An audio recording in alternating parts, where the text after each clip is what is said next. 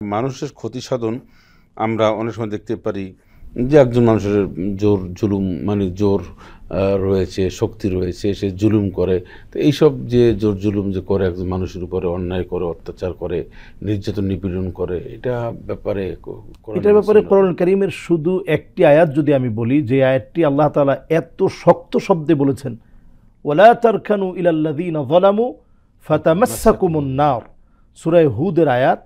এবং এই আয়াতটি নাজিল হওয়ার পর নবীজি সাল্লাল্লাহু আলাইহি ওয়াসাল্লাম বলছিলেন যে শাইয়াবাতনি হুদ, এই সূরা হুদের আয়াতগুলো আমার চুল পাকিয়ে দিয়েছে।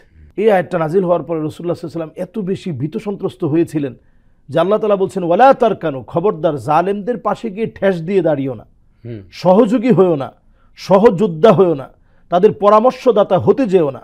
যদি হও ফাতামাসসাকুমুন নার, জাহান্নামের আগুন তোমাদেরকে স্পর্শ করবে। আল্লাহু আকবার। অত্যন্ত শক্ত শব্দে আল্লাহ তাআলা এর ভয়াবহতা বর্ণনা করলেন। মাআযাল্লাহ, আল্লাহ আমাদের ক্ষমা করুন। আল্লাহ আমরা মানুষের জুলুম, নির্যাতন, নিপীড়ন, ক্ষতি সাধন থেকে যেন আল্লাহ আমাদেরকে রক্ষা করেন।